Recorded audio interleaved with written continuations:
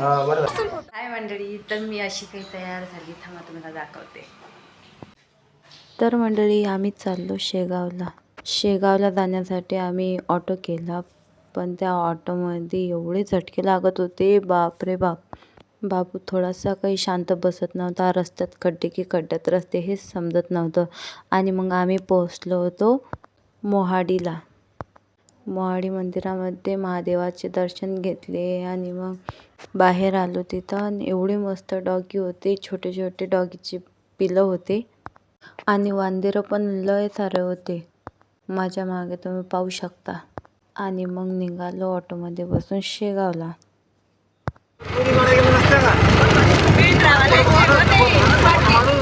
आणि मग पोहोचलो शेगावला. हे शेगावची पार्किंग साईट आहे.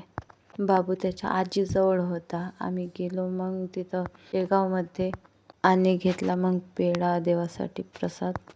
आणि मग इथनं जायची इतकी मजा येत होती की खूप जास्त. आणि फायनली अंदर गेलो. आणि जोपर्यंत गजानन बाबांची ही कमान बघत नाही तोपर्यंत मनाला काही शांतता भेटत नाही. ही कमान बघितली की असं वाटते की खरंच आपण शेगावमध्ये आलो. आणि मग दर्शनाच्या रांगेमध्ये उभं राहिलो तर बाबू बघत होता मम्माकडे त्याच्या. एकदम टुकमुक बघत होता.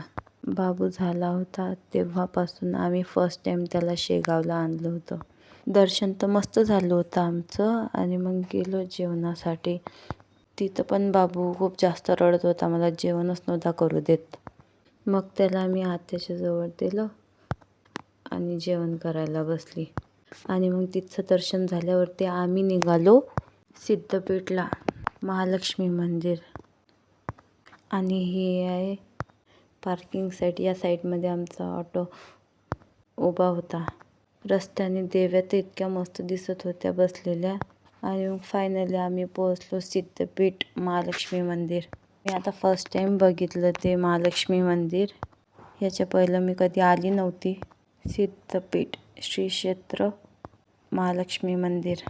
या कमांवरती नाव टाकलेलं आहे. ज्यांनी कोणीही मंदिर बघितलं नसेल तर एकदा नक्कीच जाऊन बघा.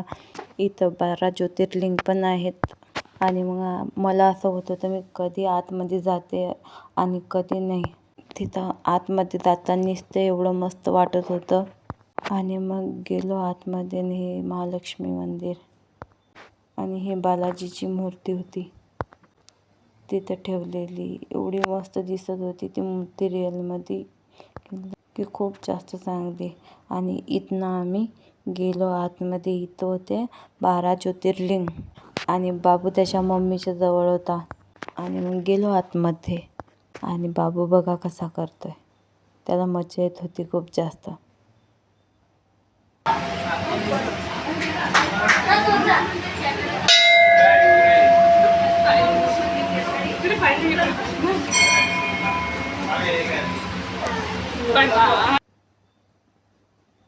आणि मग इथपासून होते सुरुवात 12 ज्योतिर्लिंगाची.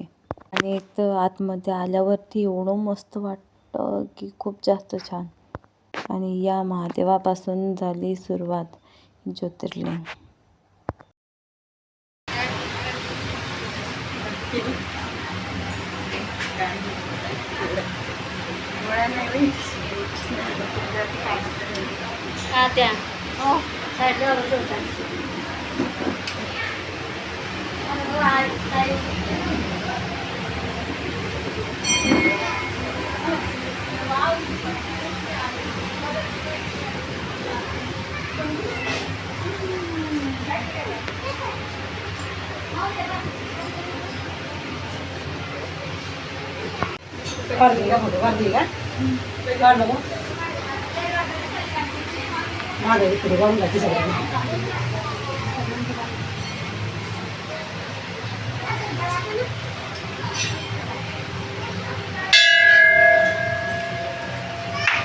आणि मग आलो बाहेर. आणि हे गजानन महाराजांची मूर्ती.